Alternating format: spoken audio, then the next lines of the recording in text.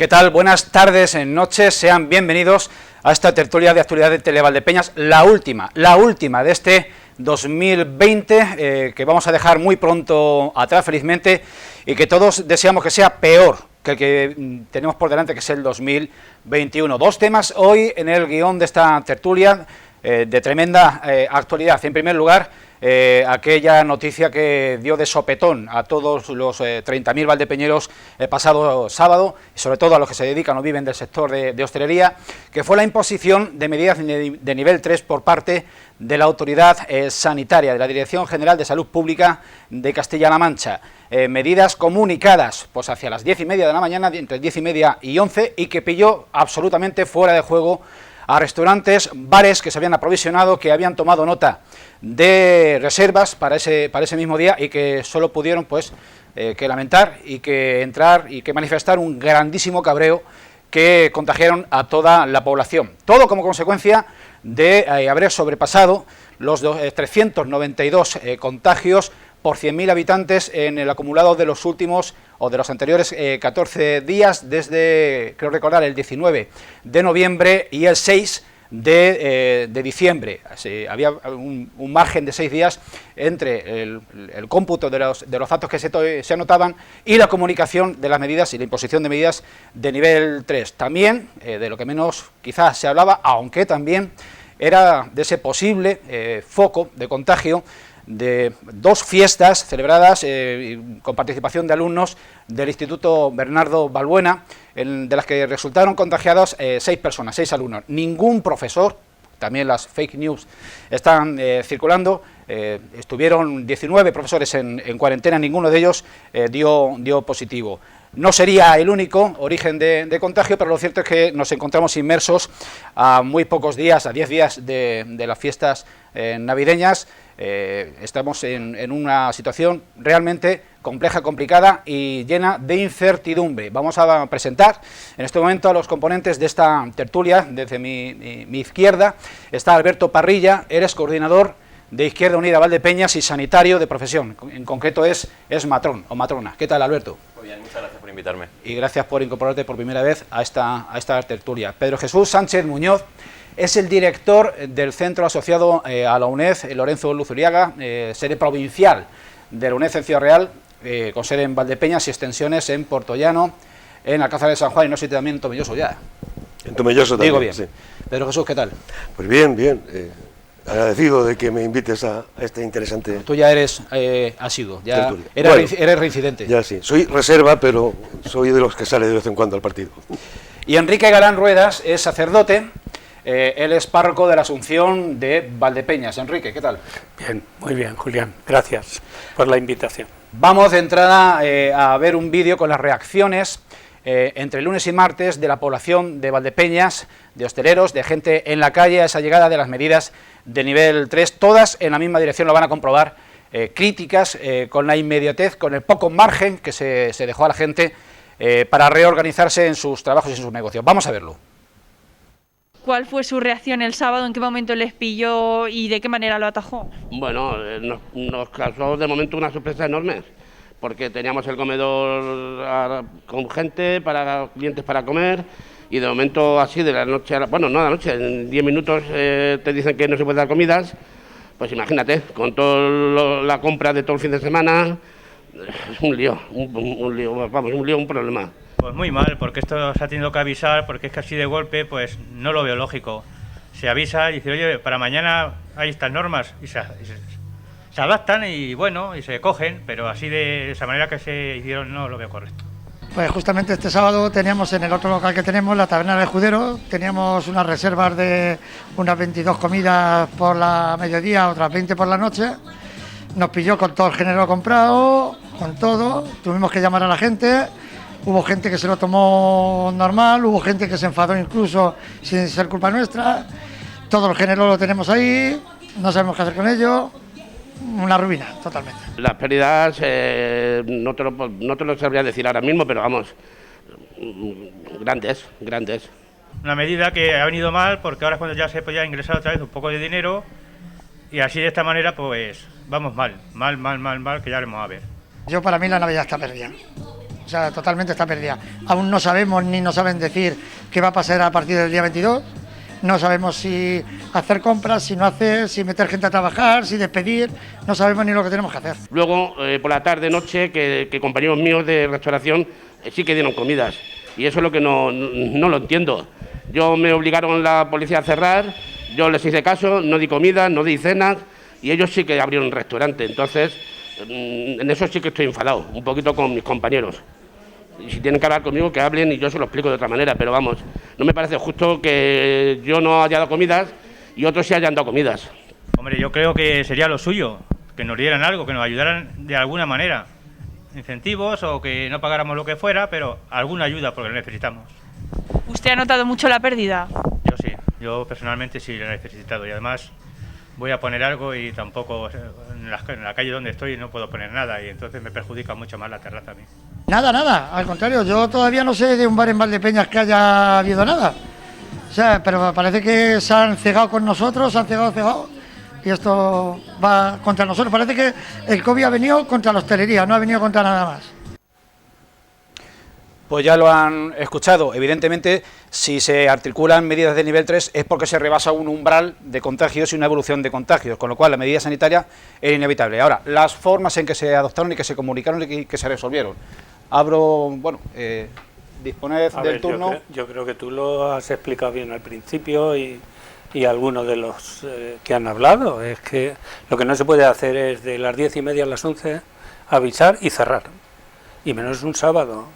Me parece que las protestas de la gente son lógicas. Podemos entrar en las causas de por qué llegamos a esa situación, que seguramente sea lo importante. Pero lo que aquí se estaba planteando en el vídeo que hemos escuchado es pues los problemas que le han creado a ciertos hosteleros que para ese mismo día tenían una serie de reservas con todo el material comprado. Y ahí se queda, porque no saben cuándo van a poder abrir, porque no es igual los que tienen bares con terrazas que los que tienen un restaurante en lugar cerrado y no pueden salir fuera.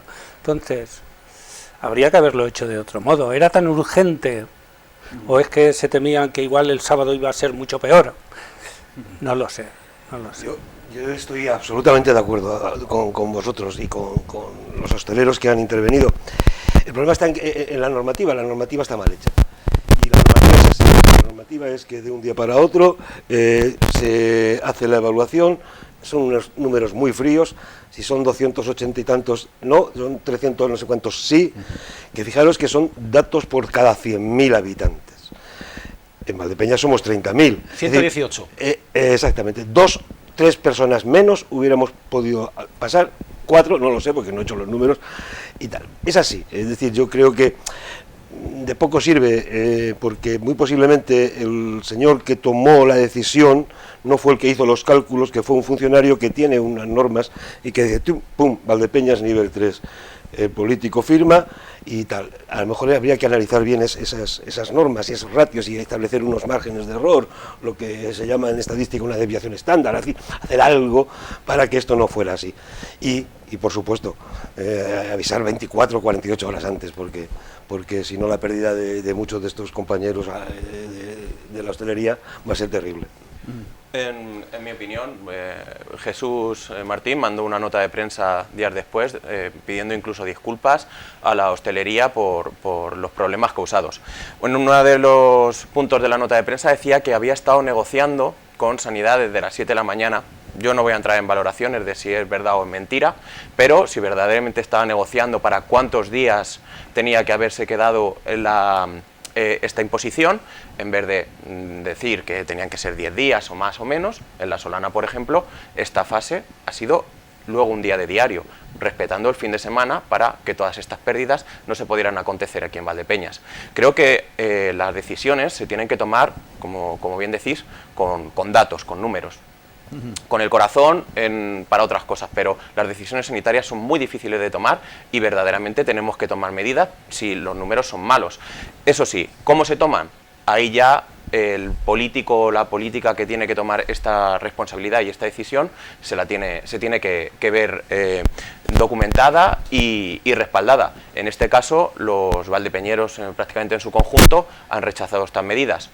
Yo no creo que no se deberían de haber tomado, por supuesto que se deben de tomar, sobre todo teniendo los números que tenemos, pero eso sí, las formas son muy importantes. Ahora mismo los hosteleros en Valdepeñas, el pequeño comercio, las pymes, los autónomos, están pasando por grandes problemas y no se les está ayudando. No hay ni siquiera una sola partida local, ya no estoy hablando de diputación, ni estoy hablando de región, estoy hablando de local, ni una sola partida, ni para planes de empleo, ni para ayudas.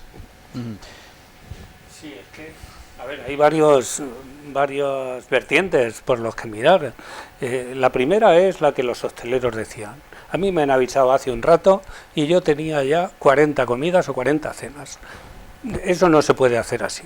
En segundo lugar, la situación está mal, claro que sí, pero a lo mejor, el baremo que se usa igual no es el adecuado, igual nos tenía que haber cerrado antes, y no porque por los 100.000 habitantes sea... No, eso es cuestión de ver la situación en Valdepeñas. Claro, estas decisiones las toman en base a una tabla en la Junta de Comunidades, un señor que está en su despacho, que ha tomado nota de un hospital y de otro, de la gente que ha ido, y decide que si se pasa este umbral, se cierra. ¿Vale? De momento tenemos esa norma, pero no quiere decir que sea el mejor modo de medir. Después hablaremos de otros temas, ¿no? Y veremos a ver si es que ese es el mejor modo de hacer las cosas.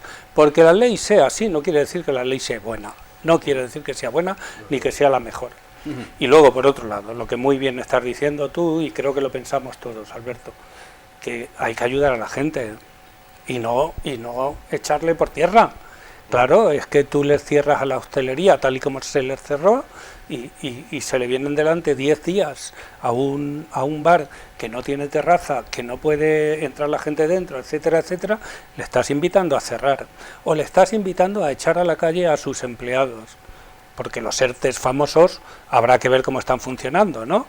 Y qué ayudas están recibiendo los pequeños empresarios. Entonces, son muchas cosas que son las que luego llevan a ese enfado generalizado que mucha gente está teniendo.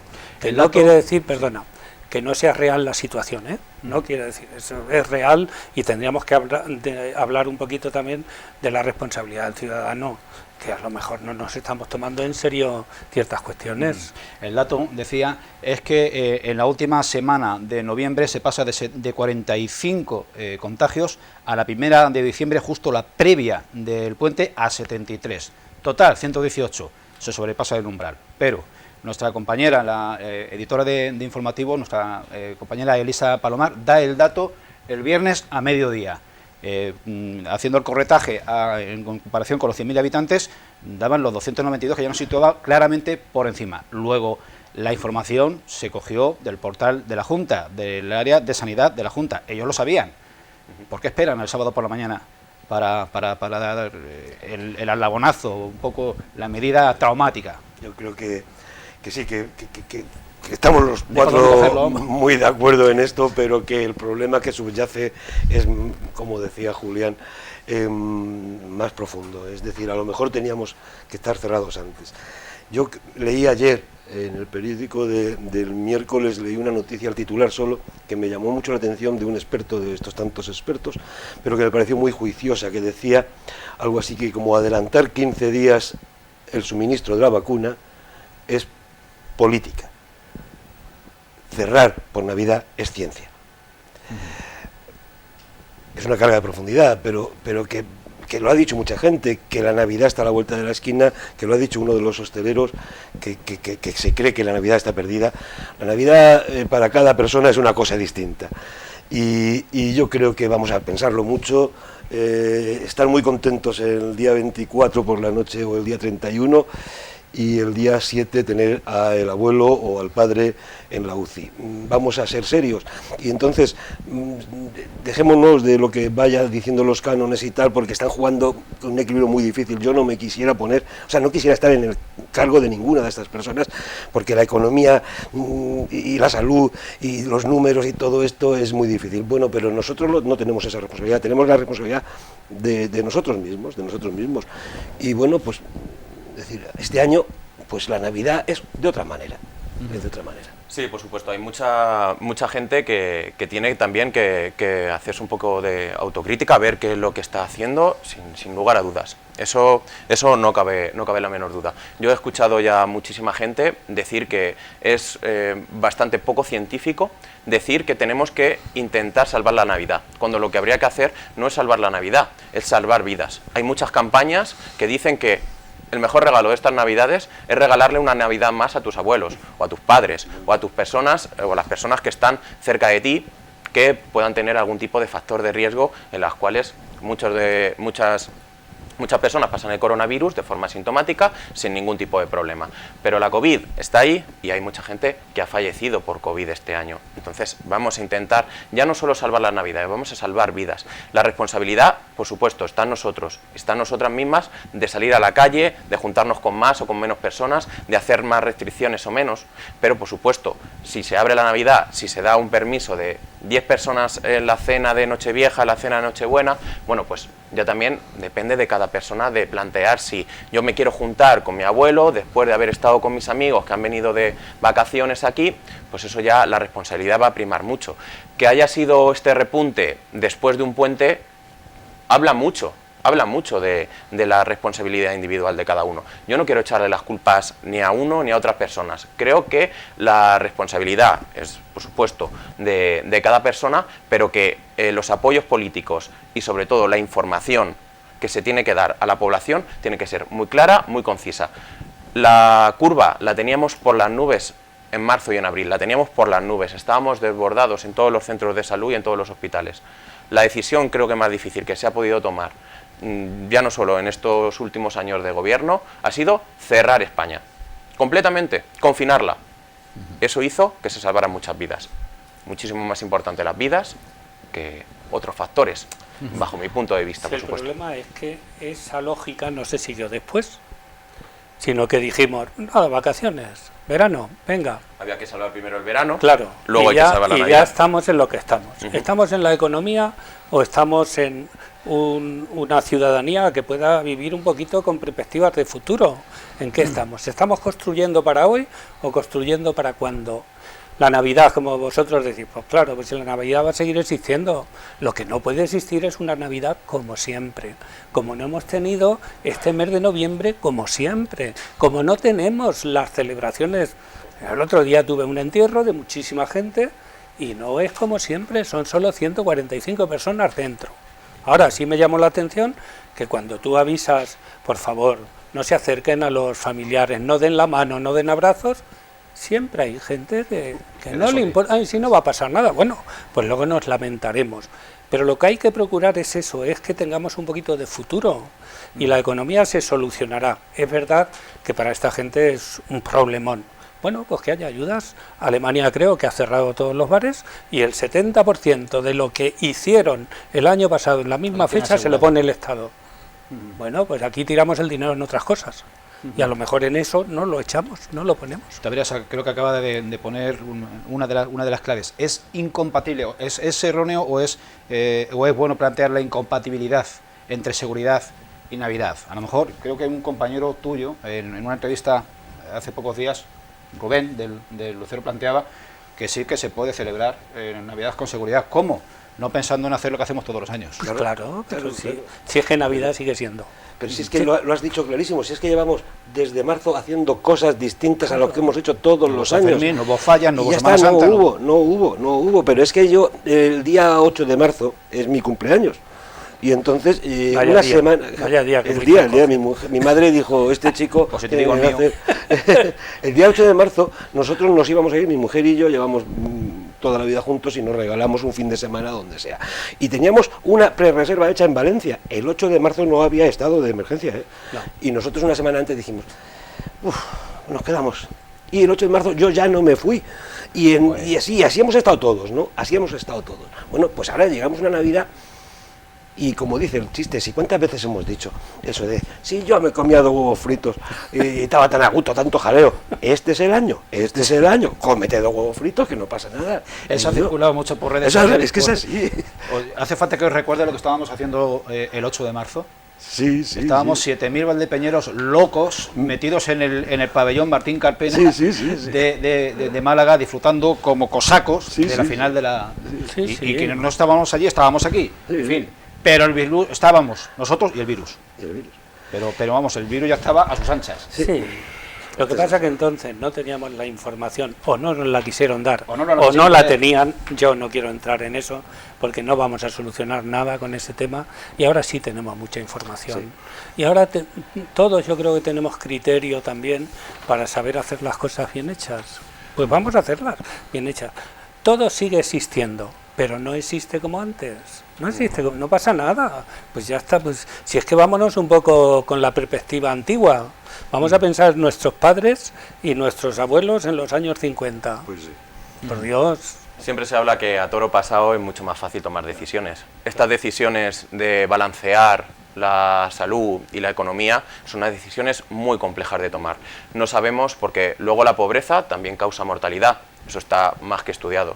Si las clases sociales bajas, hay una mayor mortalidad y, por supuesto, esta crisis que va a golpear, por supuesto, más a las clases sociales más bajas, pues por supuesto que van a tener muchas más consecuencias, ya no solo sanitarias, sino también económicas. También hay que velar por eso. Es una decisión muy difícil, es una decisión que, como tú has dicho antes, es muy difícil de tomar y no te gustaría estar en ese pellejo, pero bueno, que lo dicho, a todo lo pasado es más fácil ver lo que se podría haber hecho. El 8 de marzo teníamos muy poca información, no sabíamos, la ciencia es esto, al fin y al cabo, la ciencia es estudiar y replantearse las cosas. Si no nos replanteamos las cosas y está desde el minuto 1 tal que así, esto no hay ciencia. Entonces, los cambios tienen que ir viniendo. ¿Cómo se ha ido planteando? Un poco como se ha ido viendo. Es este balance economía-sanidad. Mejor o peor, eso yo creo que un poco el tiempo lo dirá, y no va a ser dentro de un mes ni va a ser dentro de un año, van a ser dentro de bastantes años que, como ahora por ejemplo podemos estar viendo las consecuencias de la crisis de 2008, podremos ver, a lo mejor dentro de unos años, las consecuencias de la crisis de la COVID-19. El consejero de Sanidad de Castilla-La Mancha, exdirector que fue del Hospital de Valdepeñas, Jesús Fernández Sanz, planteó ayer al conjunto de la comunidad autónoma que nos tomemos 10 días de extremar el autocuidado, que no estemos en aquellos sitios donde sabemos que nos podemos contagiar y que si teníamos que ir a esos sitios propicios para el contagio, que tomemos todas las precauciones, mascarillas, geles, distancias, etcétera. Venía a plantear 10 días de extremar las precauciones, de portarte súper bien para luego relajarte. No, pero yo creo que no es así. Es una conclusión que se puede sacar. No, yo creo que no. Vamos a ver, en las normas que están sacando para el tiempo de Navidad o para Navidad, lo único que cambia de lo que tenemos ahora es la cena de Nochebuena y la cena de Nochevieja y la hora en que puedes volver a casa. El resto no dice nada. Bueno, se ha abierto un paréntesis de días. No recuerdo exactamente la fecha. Para salir o entrar con la familia si tienes que ir fuera. Pero dentro, las reuniones siguen siendo las mismas, que a mí me parece que es lo que he entendido yo. Se aumenta de 6 a 10 personas. Claro. Eso es, bien, pero que es mínimo. Eso es mínimo para la cena, ¿no? Para las reuniones familiares. A ver, ¿es en las reuniones familiares donde nos contagiamos? ¿Es con la familia más directa? Algunas sí. Algunos ciertamente se han contagiado 11 de la misma familia y no. Yo diría más que en los bares. Hablan que los brotes mayores es porque cuando estamos en la familia nos solemos relajar más, estamos más tiempo. Normalmente solemos quedar para comer. Al comer nos pero tenemos ¿de que dónde quitar venimos? No, la cuestión está de dónde venimos. Claro, pero ¿dónde hemos estado antes? Claro. Lo que estamos hablando de por ejemplo lo que ha dicho el consejero. Bueno, sí, vale, como nos relajamos, o sea, nos tenemos que fijar más en el autocuidado, pero eso también se lo están diciendo, por ejemplo, a la gente que tiene que ir a trabajar, a los empresarios, que permitan la posibilidad de tener su gente, sus obreros o los trabajadores que tengan en sus empresas, si tienen un PCR positivo, que no le vaya a generar ningún problema luego a posteriori para trabajar en esas mismas empresas. También hay que mirar mucho esto porque todo el mundo conocemos y todo el mundo sabemos que hay mucha gente que habla con su familia o habla con su tal y le ha dicho, pues mira, yo soy positivo. Y le dice, pues mira, no se lo digas al rastreador porque entonces me va a dar la baja y luego esto puede tal vez correr peligro. Entonces, esto es una decisión que se toma principalmente por el miedo a que te echen de tu trabajo, o el miedo a esto. Yo no creo que la culpa, o sea, cada uno mira su propia problemática, sus finanzas y sus cosas. Entonces, también creo que es importante lo que hemos estado hablando, lo que hemos dicho previamente con el tema de la hostelería. Hay que echarles una mano. Hay que echar una mano a los pymes, hay que echar una mano a los autónomos, hay que echar una mano a las pequeñas empresas. Mucho comercio local está cerrando, está echando la valla para no poder volver a abrirla. Vamos a hacer campañas para dejar de comprar en grandes multinacionales, en Amazon, y volver otra vez al tendero en nuestro pueblo, volver otra vez a nuestra librería de confianza, que saben nuestros gustos, que se saben nuestros nombres, que nos van a pedir el mismo libro que nos van a pedir las grandes multinacionales y nos lo van a tener en menos de un par de días aquí. Vamos a ayudar, ahora mismo es el momento. Sobre todo cuando ya tenemos el Amazon local, el marketplace. Exactamente, por ejemplo. Sí, claro, que yo soy un acérrimo defensor de esto, pero hay que darle una vuelta gorda y hay que ayudar a mucha gente, sobre todo a mucho pequeño comercio, que con las nuevas tecnologías está muy perdido. Entonces ahí hay que apoyar. Ahí el ayuntamiento tendría que hacer algo para ir y estar detrás de ellos, y que este Amazon local o esta Valdepeñas Shopping se pueda seguir adelante, y que pueda ser un buen método para que la gente que se ha acostumbrado a comprar por internet pueda comprar, pero a nuestro frutero Juan o a nuestro carnicero Pepe. 57 establecimientos en su modo ya, que a mí si me lo dicen hace un mes no me lo creo que iban a ser. Porque en Valdepeñas siempre, estamos abriendo un pequeño paréntesis, en Valdepeñas siempre somos propicios a ver cómo le va al vecino, a ver cómo le va a la competencia, y si eso ya, si le va bien, ya me sumo yo. Y aquí de entrada, me parece que cerca de 60 establecimientos es interesante. Pues quería plantear, antes de cerrar este bloque, las medidas generales que en Valdepeñas se han adoptado desde el Ayuntamiento en apoyo de la hostelería este año, no ahora, sino cuando se inició el confinamiento, es el no cobro de la tasa por ocupación de la vía pública con terrazas, la popular o impopular tasa de terrazas, y su reducción al 50% en 2021. También se suspende la tasa por nuevas licencias de apertura de establecimientos en determinadas actividades. Os planteo, ¿suficiente? ¿Se puede hacer más? ¿Está bien? Yo, perdóname, creo que serán las que puede hacer el ayuntamiento. Tengamos en cuenta una cosa. Estamos diciendo que el ayuntamiento suprima tasas, que incluso es muy fácil decir aquí, no, el 2021 el 100% también, y además que no les cobre el IBI. Pero es que estamos pidiendo ayudas y para los más desfavorecidos. Si no pagamos impuestos, no podemos dar ayudas. Esto es muy difícil, ¿eh? Esto es muy difícil. Es muy difícil. Y perdona, sí, en tiempos de crisis, en las administraciones públicas es cuando menos dinero se recauda y cuando más necesidades sociales hay. Esto es así, esto no lo estamos descubriendo nosotros. Bien, hay que ayudarles, hay que buscar la manera de ayudarles a medio plazo, no a corto plazo, a medio plazo. Y enlazando con lo que decías antes, también nosotros, es decir, vamos a comprar en nuestras tiendas, vamos a hacer eso. El ayuntamiento debe favorecer, sí, pero los 30.000 valdepeñeros somos más que el ayuntamiento si nos decidimos a dar el paso. Por ejemplo... Sí, habla. Por ejemplo, esto me pilla un poco estudiado, entre comillas, porque bueno, el Grupo Municipal de Izquierda Unida sí que presentamos unas alegaciones a estas tasas, en las que se ponía para 2021 el hecho de llevar un 50% de las terrazas, del cobro de terrazas. Nosotros decíamos que se debería de hacer una exención. Esto lo estudiamos y vimos que en el presupuesto de Valdepeñas, que está en torno a los 32 millones de euros, vimos que se iba a recaudar aproximadamente entre 70 y 80.000 euros si nos basásemos en años anteriores, cosa que es ser muy optimista, porque tendríamos que barajar todos los bares que han cerrado y que no van a pagar, por lo tanto, la tasa de terrazas. Entonces, 70.000 euros, 80.000 euros vamos a poner, siendo optimistas, en un presupuesto de 32 millones.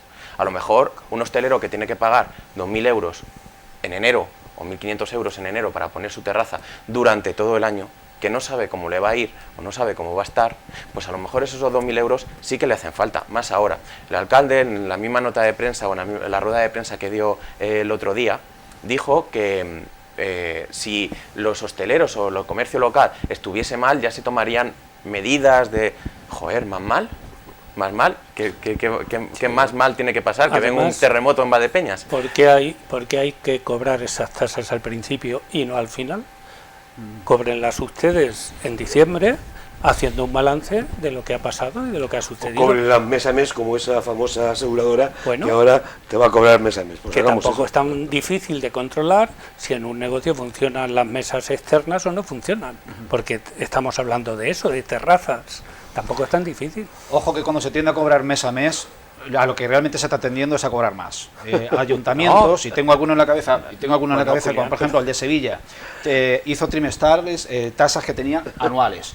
Resultado, recaudó más, claro, lo encareció. De entrada, la sensación es que te están pasando una cuota mucho más reducida, pero es que dentro de 3 meses la vas a volver a pagar. No, pero aquí estamos hablando de que la misma cuota, divide en 12. Se divide, no, yo no digo de dividir en 12, yo digo que en diciembre del 2021 se haga un balance. Oiga usted ha ocupado todo el aforo siempre, ha tenido... Bueno, pues ya está. Eso, vuelvo a insistir, que no es tan difícil el que más o menos día a día o semana a semana alguien controle la gente que hay en las terrazas.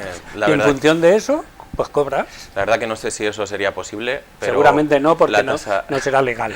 La tasa de terrazas, el por qué se está pagando en enero es porque si tú la pagas primero, te puedes adelantar a tu vecino del bar de al lado, entonces le puedes pisar la terraza. Entonces, repartamos el terreno. ¿Qué es lo que pasa? Pues que los bares, por supuesto, pues tienen la necesidad de pagarla en enero, principalmente por esto. Por eso nosotros porque si no te la quita otro. Bueno, no es quitarlo, es simplemente pues que allí juegan cada uno con su superficie negocios, y cada uno pues tiene su terreno. Habrá, por ejemplo, pues algún bar que ningún otro le vaya a pisar el terreno ni nada por el estilo. Pero bueno, pues ese tiene la suerte de poder pagarla a lo mejor en marzo o en abril, cuando ese local crea conveniente poder pagarla, pero en otros casos no se puede. El tema da para dedicarle la tertulia entera y otra más. Pero vamos a tocar, a vuelta de publicidad, vamos a tocar otro tema muy sensible. Ya se tocó aquí tiempo atrás en la tertulia de Televaldepeñas del verano y hoy volvemos a hacerlo. Hoy jueves está debatiéndose en un pleno extraordinario en el Congreso de los Diputados la propuesta o el proyecto de ley de eutanasia. Llega al Congreso, llega al Parlamento con la oposición del Partido Popular y de Vox. El resto de fuerzas han votado a favor de que se debata. Vamos, como digo, después del paréntesis para visitar empresas y comercios, a abordar este asunto en la tertulia de hoy. No se vayan.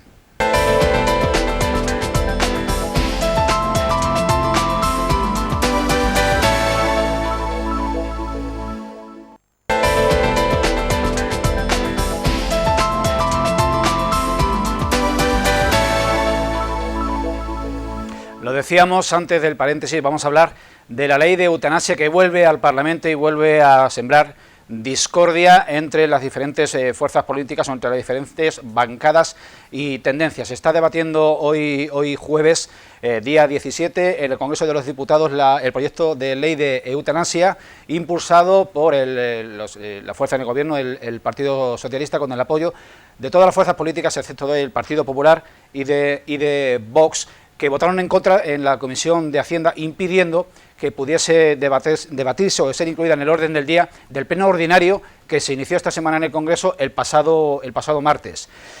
Por un lado, frases maximalistas en el sentido de que se está promoviendo la cultura de la muerte. Por otro lado, se reivindica el derecho a morir y dignamente. ¿Con qué nos quedamos? Empezar, sacar de banda a quien queráis. La parte a priori más neutral, la universitaria. ¿Qué nos dices, Pedro Jesús? Que yo creo que ninguna de las dos máximas es cierta y que estamos ante un debate necesario y que debería verse. Mira, yo creo que el pueblo español, y no sé si el europeo, no ha sabido vivir con la muerte. O sea, no conocemos que la muerte es algo que es en lo que todos vamos a terminar, cuanto más tarde mejor y cuanto más saludablemente mejor. Y desde el momento en que no sabemos convivir con la muerte, este debate es un debate que tiene que empezarse muy a temprana edad, que la gente empiece a ver que la muerte es el final de una vida. Luego, aquí vamos a mezclar seguro, y me adelanto un poco, dos aspectos: el aspecto moral, el aspecto ético y el aspecto legal. yo creo que hay que desligar la Y el ley. aspecto ideológico también, seguramente. Sí, bien, he dicho moral, he dicho ético. Yo quiero que la ley, que el Código Penal, el Código Civil, legisle lo mínimo posible, porque la moralidad es una cosa personal. Es decir, en el año 72 el divorcio estaba prohibido, en el año 80, antes, incluso estaba buscando antes fechas de cuando una mujer podía abrir una cuenta bancaria ella sola, según la ley. Hoy día todas estas cosas nos parecen absurdo, ¿no? Bien, todo esto, en su momento el divorcio fue tal, el adulterio estaba penado en el Código Penal. Hoy día el adulterio sigue siendo igual de moral o de inmoral. El adulterio es igual de moral e inmoral que en el año 70 y tantos. Y yo creo que a lo mejor estamos iniciando una transición a que algún día la eutanasia será igual de moral e inmoral que hoy, pero habrá una legislación que no deje desamparado a la ciudadanía. Es cuestión de tiempo y de regulación. Alberto. Sí. Muy bien, bueno, yo creo que siempre cuando hay cualquier tipo de reivindicación en el pueblo, ya sea las masas, los políticos tienen que coger el guante y empezar a legislar para que esto se haga. La primera vez que se preguntó, bueno, la primera, hace unos 10 años, se preguntó en el CIS y estaba la eutanasia, los españoles le daban su aprobación en un 66%. La última encuesta, que ha sido una encuesta de Metroscopia, que fue en 2017, el apoyo tuvo el 84% de los españoles. Es decir, esto es algo que hay que regular, que deberíamos de regular. ¿Por qué? Pues porque legal o no legal, esto ya se está haciendo. Esto ya ha pasado, ya nos ha pasado. Nos ha pasado con el aborto, por ejemplo. El aborto no ha hecho una cultura del aborto en el que tú como mujer que te quedas embarazada y sabiendo que tienes la posibilidad de hacerlo por cualquier tipo de cuestión, nadie está obligando absolutamente a nadie a abortar. Nadie. Es igual que la eutanasia. Nadie va a obligar a nadie a morir. Pero está la posibilidad. Vas a tener la posibilidad de hacerlo.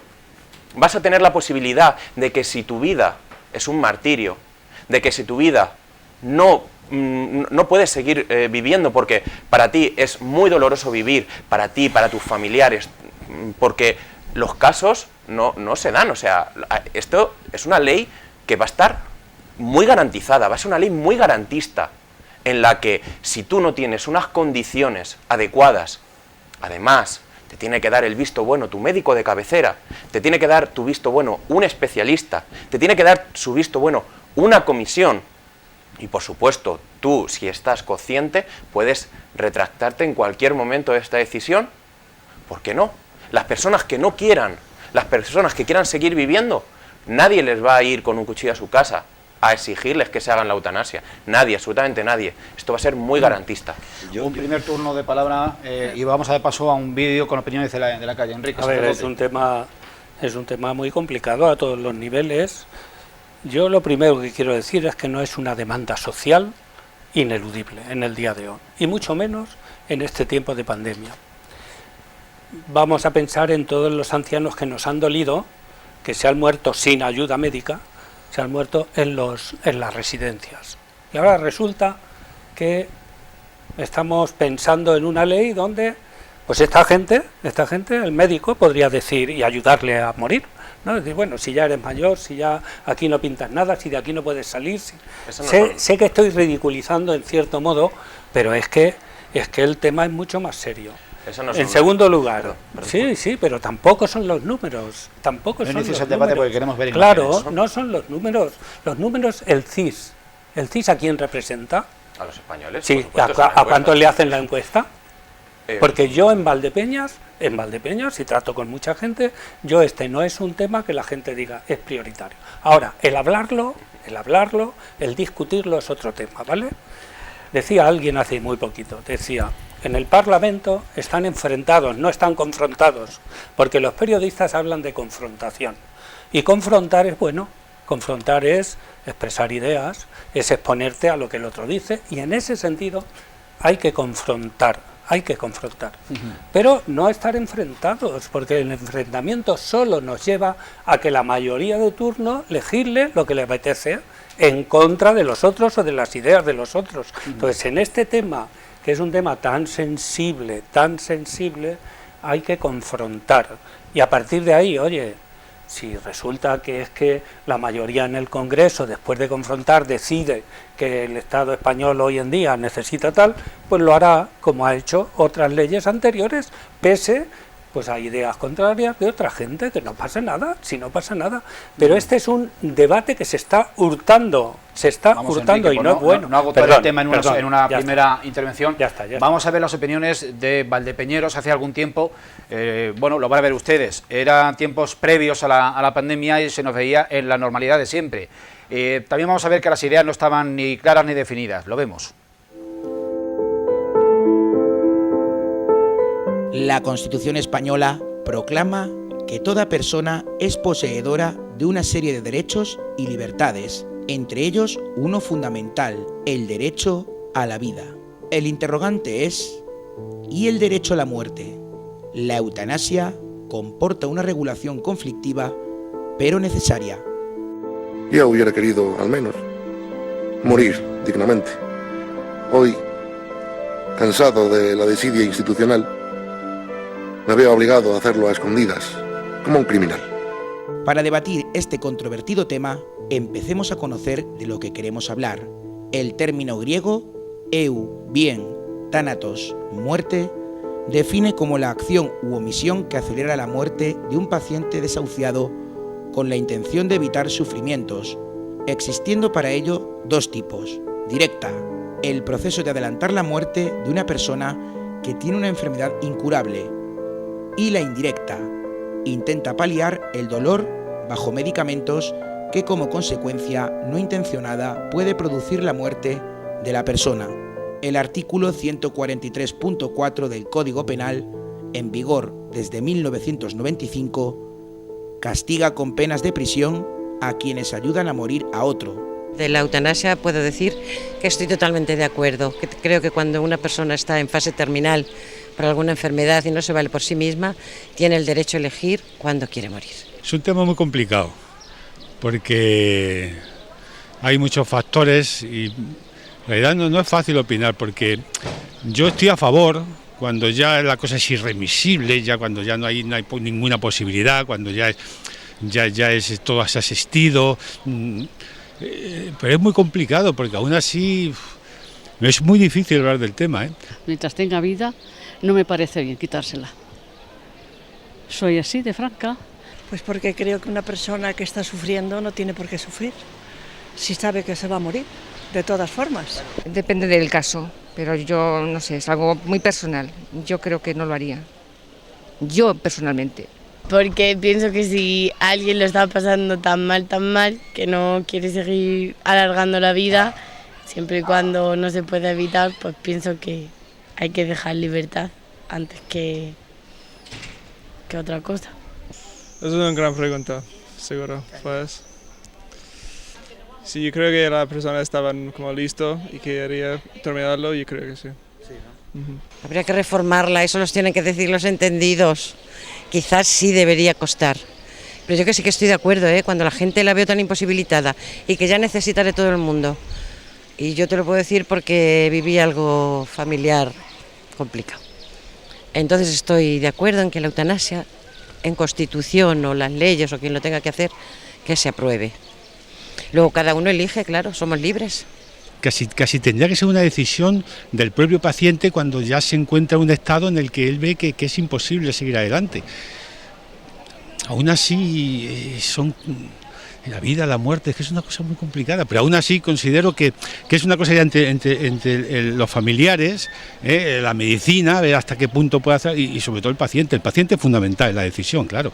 Si ya ves que no hay otro remedio, pero siempre hay que luchar hasta el final, me parece a mí. Yo tengo derecho a morirme dignamente, no sufriendo y ya sabiendo que no tengo remedio. Es que es algo muy delicado para mí. Y yo desde luego, no sé, yo pienso, yo me pongo en mí y pienso en mis familiares y la verdad, pues no sé, no lo haría.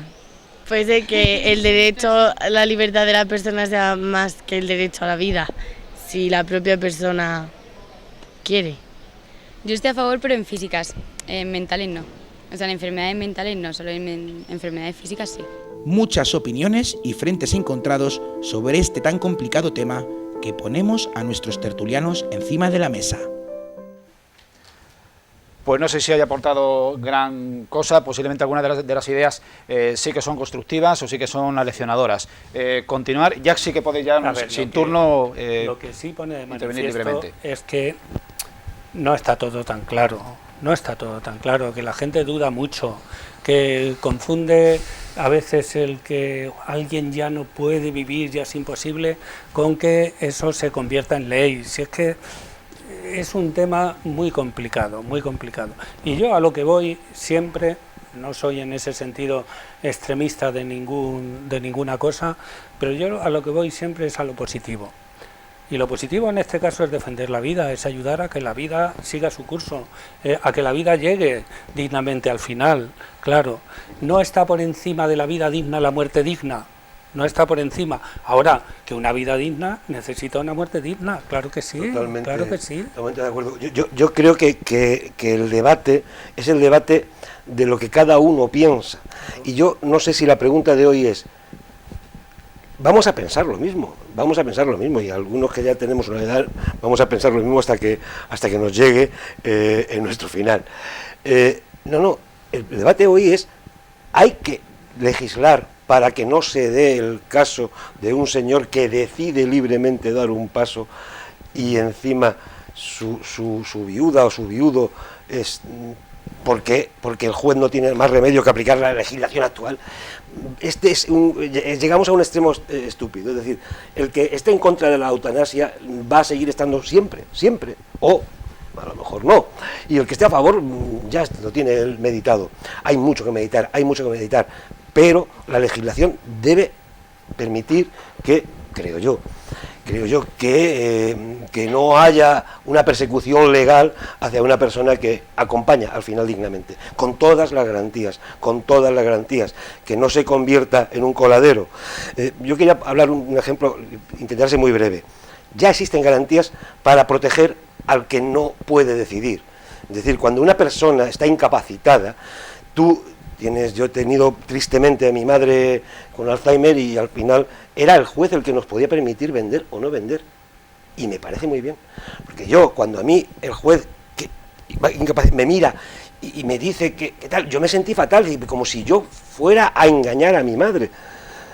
Y pensé, qué barbaridad. Y después me explicó el abogado que me asistía y dice, si es que no todo el mundo es como tú, es que hay gente que es capaz de engañar a su madre incapaz, con lo cual tiene que haber una garantía. Sí, ya está. Y yo creo que ahí estaríamos todos más o menos de acuerdo. A ver, sí, por supuesto. Bueno, yo creo que, Enrique, antes has dicho que tus círculos te mueves y esta sensación no te da. A mí, la verdad, que los círculos que me muevo es un debate que traemos a colación. Sí que es una demanda social, lo que planteas. Exactamente, sí que creo que es una demanda social. Es una demanda social desde Ramón Sampedro y, por supuesto, es una demanda social desde María José Carrasco. El caso que prácticamente fue televisado, se vio que como su marido... la señora con muy pocos años y tenía un aspecto deplorable, exactamente, con esclerosis múltiple, era una persona el marido reconocido, él mismo se autodenunció, que había ayudado. Se grabó haciendo el suicidio asistido, se grabó y quedó todo registrado. Yo creo que no hay muestra de amor mayor que ayudar a la persona que más quieres, o una de las personas que más quieres, a que se vaya de esta vida en la cual ha vivido dignamente, muriendo dignamente. Y para ello no dejó cauce de que la vida natural siguiese. Esto es el suicidio asistido, es ayudar a la gente que tú quieres a que se vaya de esta vida con dignidad. Bajo mi punto de vista, creo que hay que legislarlo, creo que hay que ayudar a que, lo que has dicho antes, Pedro, de que los viudos no duerman en un calabozo por el simple hecho de ayudar a estas personas. Ramón Sampedro y la película Mar Adentro ya hizo estos condicionantes en la sociedad Y creo que la sociedad ha seguido avanzando. Y bueno, si podemos echar un vistazo hacia los países europeos en los cuales ya está regulada, como por ejemplo Holanda, como por ejemplo Bélgica, Luxemburgo, también otros fuera de Europa como Canadá o Colombia, son países que está ya regulada la eutanasia. Y no son países que vayan a tener una garantía tan grande como la que vamos a tener aquí en España con esta ley. Que eso es muy importante, que sea garante. Los médicos van a tener la posibilidad de ser objetores de conciencia cuando ellos no estén de acuerdo en hacer o en suministrar, si es una eutanasia, en suministrar el fármaco que haga morir a esta persona, o bien pautar, si es un suicidio asistido, para que esta persona se pueda tomar por sus propios medios estos fármacos. Y puede haber unos médicos objetores de conciencia sin ningún tipo de problema. Creo que esta ley, que es muy garante, es el comienzo de un afrontamiento en el cual en España no tenemos. No larguemos el exceso a las intervenciones, porque si no, no es posible el debate. Enrique, ante el sufrimiento extremo cronificado, ¿qué hacer? Vamos a ver. Ante el sufrimiento extremo, que siempre ha habido, toda la vida ha habido una familia detrás. Siempre. Siempre. Sí, para que lo sufras. Hoy en día es que vivimos en unas circunstancias muy especiales, ¿no? Y todo se mediatiza y se pone delante de lo público como si fuese general. Son 2 casos los que has citado. Vale, bien, habrá más, y yo no te digo que no haya más, pero son dos, nada más. ¿Cuántos ancianos han muerto en su casa acompañados por su familia? Muchísimos. ¿Por qué no invertimos en eso? ¿Por qué no ayudamos a que las familias tengan las posibilidades de cuidar a los suyos? Claro, vivimos en 60 metros cuadrados, si no hay ni lugar para tener a los abuelos. Y luego, además, ¿qué sucedió al principio de la pandemia? Que mejor no llevarlos al hospital porque llenaban el hospital, vamos a dejarlos en las residencias. Entonces, esa es la solución. Ahora, que habrá que legislar para que, como muy bien decís vosotros, y sucedió con la ley del aborto también, nadie vaya a la cárcel por temas como esos, pues claro que hay que legislar. Pues entonces yo creo que en el fondo estamos muy de acuerdo, porque yo creo que estamos muy de acuerdo que hay que invertir en ayudar a la familia. Pero yo creo que no es incompatible, hay que invertir. Porque es que yo creo que estamos intentando buscar casos muy extremos, muy extremos. Voy a intentar ser un poco polémico por aquello de que dejemos de estar un poco de acuerdo. Es que esto también, es decir, hoy día el suicida no está penado. Lógicamente. ¿Y cómo lo penas? No, y el que se equivoca y sale vivo del suicidio, creo que tampoco está penado. Tampoco. Pero, entonces, ¿qué pasa? Ojo, sí está penado. Depende. Está pegado en el Código Penal está penado. Bueno. Otra cosa es que se proceda. No se suele proceder. Pero se suele salvar. Pero el Código Penal yo sí quiero decir, sí vamos a respetar un poco el testamento vital.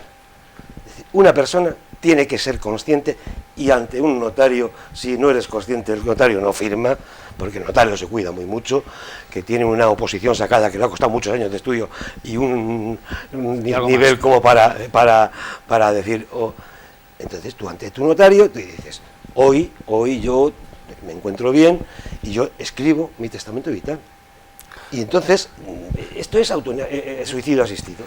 Porque yo, en este caso... La Conferencia Episcopal hace muchos años sacó un modelo de testamento vital, donde lo que está diciendo el que lo suscribe y el que lo firma es que quiere morir dignamente y que no haya ensañamiento terapéutico, pero que tampoco se usen medidas, claro, la Conferencia Episcopal lo promueve para creyentes, también eso hay que entenderlo, a ver si ahora vamos a negarle a los creyentes la posibilidad de que expresen su opinión, ¿no? Sí, que ahí lógicamente se pide que se respete la vida, que me ayuden a vivir, que no sé qué, pero si por un casual llegase ese momento en que mi vida no va a ningún sitio, que no me tengan ahí atado a una máquina, que no me den las medicinas que me llevan a nada, ¿no? Bueno, a morir dignamente. Bueno, Enrique, creo que lo estás diciendo tú, creo que estamos de acuerdo exactamente en lo mismo, simplemente ahora mismo lo que se va a llevar al Parlamento es una regulación. Hemos hablado de cuidados paliativos, yo estoy completamente de acuerdo en que hay que aumentar el presupuesto de los cuidados paliativos. Es que no se pisan la ley de la eutanasia con un aumento del apoyo de los cuidados paliativos no se pisa en absoluto. Hay que aumentarlos, hay que mejorar, por ejemplo, los permisos familiares de personas que están cuidando gente que se va a morir. Hay que dejar a estas personas que puedan ir, que no vayan a trabajar y que los estén cuidando. Has dicho que hay mucha gente que se muere con sus familias. En esta ley también promueve que las personas que tengan suicidio asistido o eutanasia puedan morir en casa. Que eso para mí es muy importante también. Luego hay otra cosa que hemos comentado, que son, hablamos de personas mayores. Las personas mayores no está regulado, no es un caso de los cuales estas personas mayores puedan hacer, es decir, yo soy viejo, tengo 70 años, 75, 80 o 90 años, pero estoy perfectamente y no puedo ir al médico de cabecera a pedir que se me haga la eutanasia. Los casos están para enfermedades graves, enfermedades incurables o enfermedades crónicas incurables. En fin, no es una cosa que vaya a ser que porque te estés haciendo mayor van a ir los médicos a tu casa con la jeringa. No, en absoluto. No, es simplemente dar la posibilidad de que las personas podamos... lo lleves por ahí, porque nadie está pensando de acuerdo, de acuerdo. No, pero simplemente me digo que si tú eres una persona mayor y no cumples con los procesos garantistas, no vas a entrar dentro del proceso de la eutanasia. Otra cosa es si tienes 45 años, si tienes 35 años, tienes un ELA, alguna enfermedad degenerativa, algo que no vaya a curarte. Hay mucha gente que dice, ya, pero a lo mejor encontramos el tratamiento. Sí, claro, a lo mejor, pero ¿cuánto? ¿Dentro de 10, dentro de 20, dentro de 50 años? Si hay circunstancias. Mi padre murió con 90 años y le vino una enfermedad muy rápida y se planteó el tema, en cuidados paliativos estaba ya, de dónde moría. Y los médicos, con muy buen criterio, nos decían, lo mejor es que muera en casa. O sea, no sabemos si va a vivir 1 mes, 2 meses o 5, pero lo mejor es que muera en su ambiente, en su sitio, ¿vale? Luego resulta que de pronto le vino una fiebre y ya duró 4 días, nada más. No lo pudimos llevar a casa. Bueno, pues yo creo que ese es el buen trato que hay que tener con los enfermos, que es el buscar el que los últimos momentos de su vida sean momentos felices en su ambiente. Luego, esos otros casos especiales, yo ya no sé cómo reacciona una familia que tiene es que conozco, yo soy conciliario de la hospitalidad de Lourdes, y a Lourdes es que llevamos gente y vemos gente allí en silla de ruedas de todos los modos posibles, con ELA, sin ELA, desde chiquitillos, no sé qué, y se ve un amor y un cariño en su cuidado y en que dices, pero ¿cómo es posible que haya alguien que quiera que esta otra persona ya no esté simplemente porque la cabeza la tiene ya ida?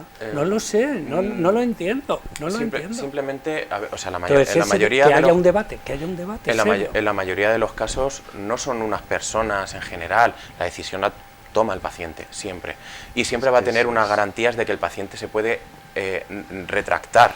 Hay incluso una posibilidad, que es si estos trámites que los ha iniciado el paciente en sí, que quiere tener la eutanasia, por su enfermedad o por problemas, de repente no puede estar consciente, puede hacer un testamento, lo mismo, muy parecido a un testamento vital, en el que esté certificado,